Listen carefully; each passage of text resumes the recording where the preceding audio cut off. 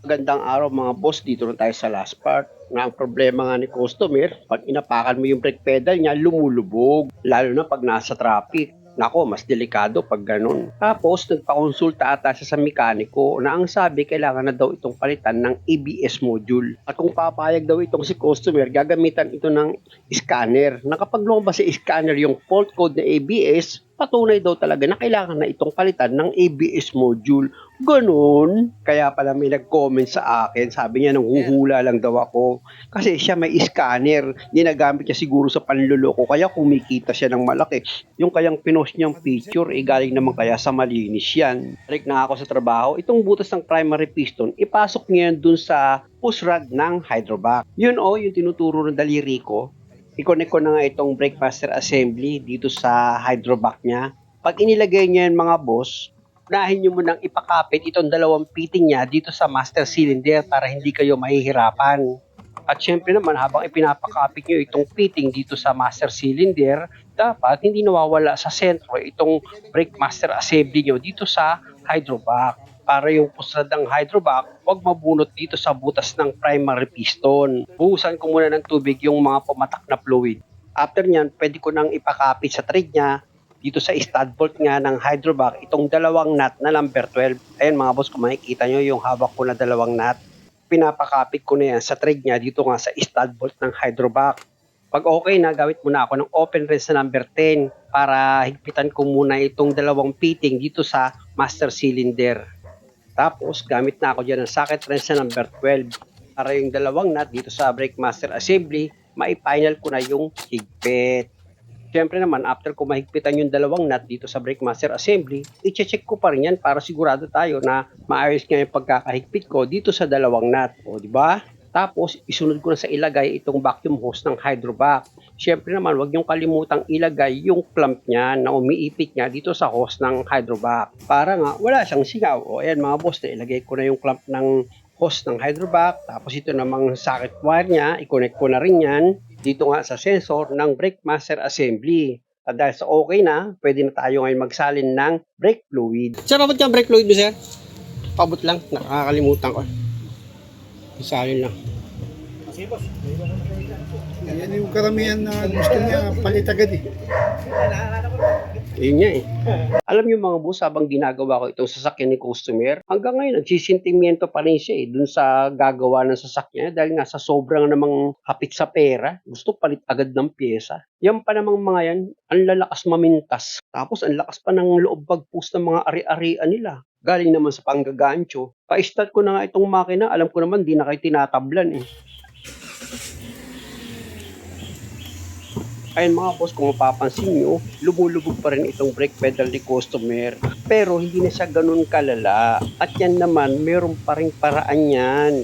Hindi yun ipapakita natin kay customer. O ayan, ginawa ko na pero lumulubog pa rin. Kaya kailangan na yan palitan ng ABS motor. Hindi ganun. Sabi ko nga kay customer, kahit na hindi na original yung brake master assembly mo, hindi ko man 100% yung paggawa, 90% makukuha ko, maayos ko yan. Kasi para ba yan subukan natin i-bleed Bubumbahan ko. Opo, yung brake pedal.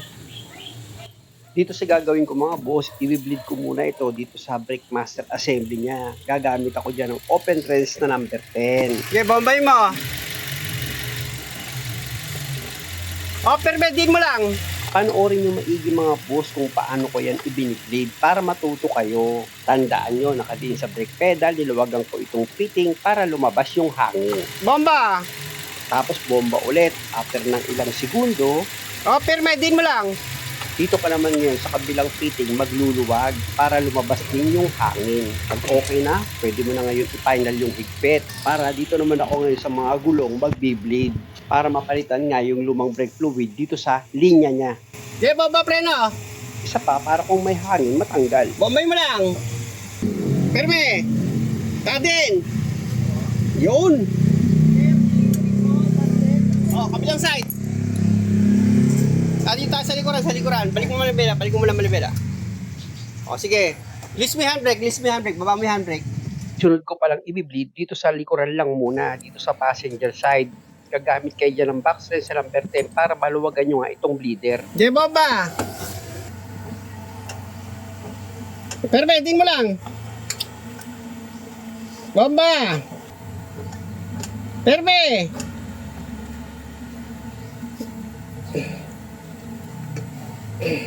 Ayan mga boss, malinis na yung brake fluid na lumalabas kaya lipat naman ako dito sa kabilang side na gulong. Sa likuran pa rin ako mga boss, ano? Ganun din, ibibleed ko rin yan. Bomba! Perme! Bomba! Perme! Bomba! Perme! Ayun mga boss, kung makikita nyo, malinis na yung brake fluid na lumalabas. Kaya tigilan ko na yan. Tapos i-final ko na yung higpit dito sa bleeder. Tandaan nyo mga boss, ito nga palang bleeder niya. May mga cup yan. Ano? Ibinabalik ko yung cup. Ayan, yung cup nilagay ko.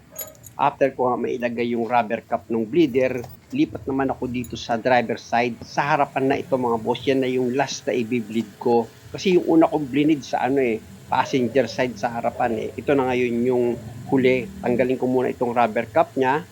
Tapos gamit ako dyan ng box sa number 8. Bomba! Ganun ulit mga boss, ano? Bomba, bomba, perme, nakadiin sa brake pedal. Tapos, luwagan mo itong bleeder. Ayan mga boss, makikita nyo, lumabas yung fluid niya. Tapos, uulitin nyo lang naman yan hanggang sa malinis na yung brake fluid na lumalabas o kaya naman wala nang hangin na lumalabas dito sa bleeder mo. Perme! Gaya niyan, buo na yung fluid na lumalabas tapos malinis na rin siya. Pwede mo na ngayon ibalik itong rubber cap mo dito sa bleeder niya. Tapos i-check mo ulit yung fluid reservoir. Pag kulang dagdagan mo, pero gaya nito, naka-level naman siya dahil nga sa sinalinan na. Sir? Sir, tingnan ko. Pinababa ko muna si customer para masubukan ko nga itong preno niya, kung okay na ba itong pakawalan at okay na ba yung pagkakagawa ko. Alam naman natin na malayo nga ang biyahe ni customer. Kaya dapat sigurado na itong preno niya hindi siya papalya. At dapat makuha ko man lang kahit 90% yung lakas. Meron pa siya konti Pero hindi ko kanina ang bilis bumaba nawa? Oo. Kaya lang, kung original nga yan, sabi ko sa'yo, talaga makukuha ko yan. Hindi original Ganun pa man mga boss, sa akin okay na yan. Pero bago kami mag-road test, iscan ko muna itong sasakyan niya dahil nga sa yung ABS daw nito sa dashboard, nagbi-blink. Isa pa. Ayan. Kailangan naka-on siya. Dito kasi sa kamila para makita mo. Maganda kasi habang ini-scan ko itong sasakyan ni customer, katabi ko siya para nakikita niya kung paano ko ito ginagawa. Toyota, Asian. Toyota.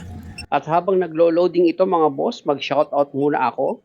Unahin ko si New4, pangalawa si Cirilio Kikoy ng Bohol, pati si Arvin Lopez ng New York, USA. Kasama yan sa shoutout natin. At syempre naman, hindi pa uhuli si Kuya Moto 33 ng Alberta, Canada. Sandali lang mga boss, dahil nakuha na natin yung model ng sasakyan, pwede na natin i-quick test ito. At tuloy tayo siya pag-shoutout.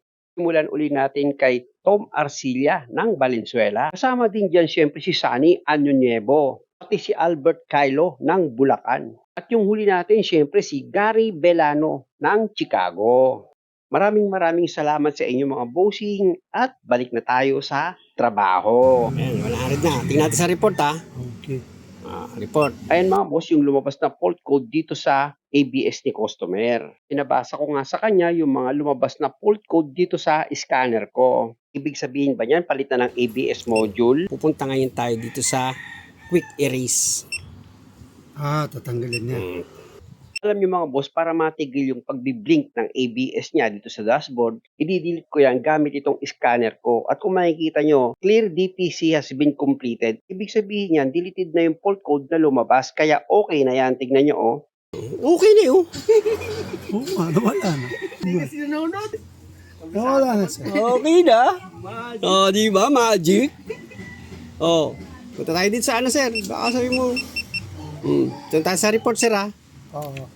Bayan, ba't ito? Okay na lahat. Mabinta sir ABS, sir, okay na. Wala na nga. Nairis na nga ayan Thank you. Salamat talaga sir. Salamat talaga sa Diyos, di ba? Salamat sa'yo. Kung hindi sa'yo, sa'yo na. Tingnan natin kung may report. Yun. Wala na Wala na lumabas sa report Okay na Ano, okay. Oo. Okay Hindi na, wala na. ano siya. Wala na. Oo. Oo. Ulitin natin, balikan sa report. Baka sabihin, tsamba eh. Punta sa report. Pinutin natin yung report kung may lalabas pa siya na. Wala na. Okay. Swerte ka, sir. Kaya kayo mga boss, lagi kayo mag-iingat sa mga taong lalapitan nyo. Hindi porket may hawak na scanner, akala nyo agad matino na. Hindi. Niyari ka nung gagawa talaga. Hindi niya ako nakakuha eh. Ha? Hindi niya ako na-convince na pumunta eh. Kasi doon pa lang sasabihin niya na i-scan. Pag may scan, bibili agad ng... Eh, bilalabas na sira. Eh, hindi i-erase. FYI lang mga boss, hindi naman lahat ng lumalabas na fault code pag nagpa-scan kayo, may problema na yung sasakyan nyo. Pwedeng i-delete yan. Road test na nga kami ni customer. Tapos ako magdadrive pabalik. Sige, sige. Para... Saan tayo? Hindi, diretso. Diretso tapos kaliwa. Dito sa pag-road test na gagawin namin, napaka-importante na malakas dapat yung preno niya dahil nga sa malayo pa yung uuwian niya, taga Cagayan de Oro si customer sa Mindanao. Seatbelt mo. Para tahimik. Oo. Para marinig natin kung may mga ingay sa pangilalim, di ba? O di na-check up ko na rin kung may maingay sa makina mo pag matuloy yung takbo, o di ba? Na-check up na rin natin. Hindi lang yun. Alam ko, Ha? motor pala yung ano. Pero, okay. Alam mo, original yan. May babalik ko yan sa ano, dati yung preno. Replacement lang pala yung kinabit eh. Pero, ano?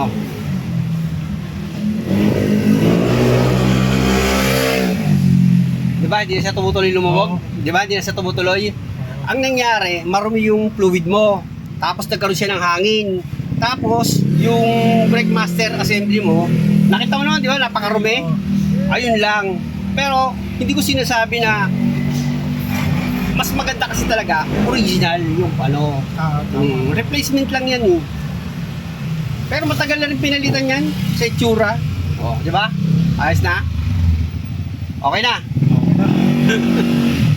Di ba sabi ko siya, pwede mo iuwi.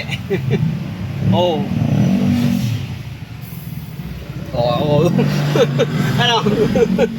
Gumagana na. Ha? Gumana na. Lumala na. Tapusin nyo itong video mga boss para makita nyo na okay nga yung pagkakagawa ko dito sa preno ni customer. At makita nyo kung paano siya naging masaya.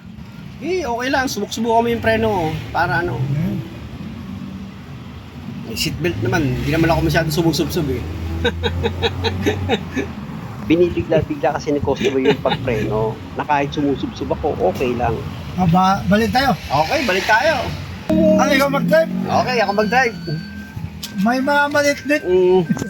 Request ko talaga kay customer na pagbalik ako yung magdadrive kasi nga malayo yung biyahe niya, gusto kong matesting ito ng maigi. Siyempre pag mahal mo yung kapwa mo, dapat umalis siya ng maayos yung pagkakagawa mo ng sasakyan niya.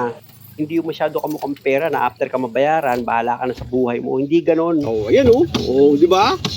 Okay nga rin Ano?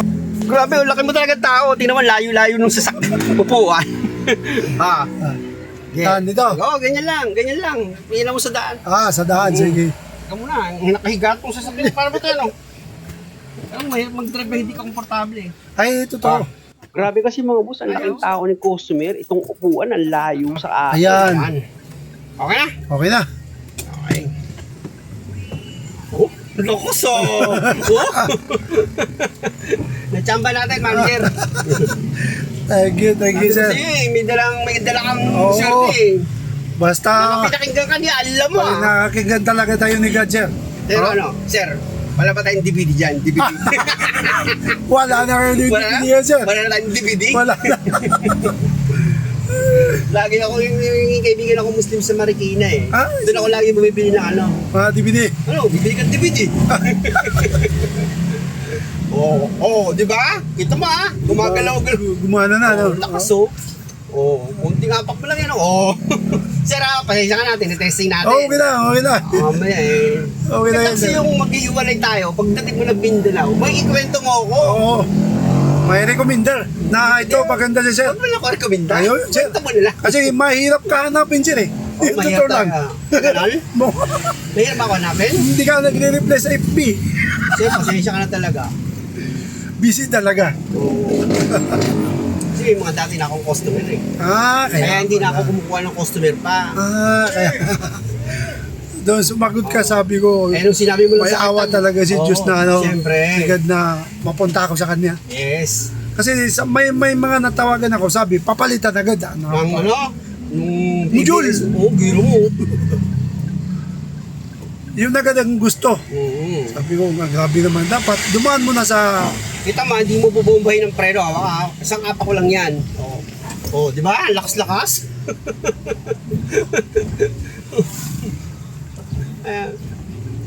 Magkano yung ABS module yan? Mahal-mahal yun, sir. Mahal yun. Grabe, no? Kapon yung ginagawa kong Fortuner, 30,000 naman siya sinisingil. Oh, Oo. Kung naman, dahil nga sa yung laga niya ng oil filter, tumutulo na. Oo, gagawin ko lang video yun. pag Ginawa napunta ko na ka, ng paraan. Saglit lang. O yan, kahit sabi mo takatutok ka, tutok, di ba? Bumibigla. Di ba? pag napunta ka talaga sa tamang tao, may ano talaga sa'yo Siyempre siya. naman. Oh. Pero wala tayong DVD. Wala tayong bibigyan dyan. Okay. We are here. Per. Yaman. Salamat! Okay na. Ang lakas kumakadjut no? Oh, Ang lakas ng pagpreno eh. Ayan tinutok ko pa sa preno sa motor ko. Sir, talagang ano lang, yun lang ang diferensya. yun na. Close up ulit yun sa brake pedal niya mga boss para makita nyo na okay na okay ito sa sasakyan ni customer. Ayan okay na Tingnan mo sir, tingnan mo Ayan. Ay natural, pag ididi mo ng todo yan, talagang pipesa yung brake shoe, tutulak ito. Ang pagpreno, ganun-ganun lang naman yan Basta mahalaga hindi siya lumulubog. Tingnan mo. Okay na okay sa all right, di ba? Ay, takbo na ngayon, takbo ka rin? Pagkatapos natin, Balik ka na agad? Saan probinsyan? Cagayan de Oro City. Layo. Paano? Ilang oras yun, sir? Dalawang araw yun, sir. Sorry. Muli mga boss, maraming salamat sa Diyos na sa awa at tulong niya, naayos ko itong sasakyan ni customer. At kung maaari, huwag niyo naman sanang kalimutang mag-subscribe sa channel ko. Ay, sir. Hi, sir, maraming salamat sa pag-ayos mo sa sasakyan ko. Salamat, sir. Napunta sa tamang tao. Yun. Sir, maraming salamat. Ingat sa biyahe. Thank you. Ulitin ko lang mga bossing, maraming salamat sa panonood.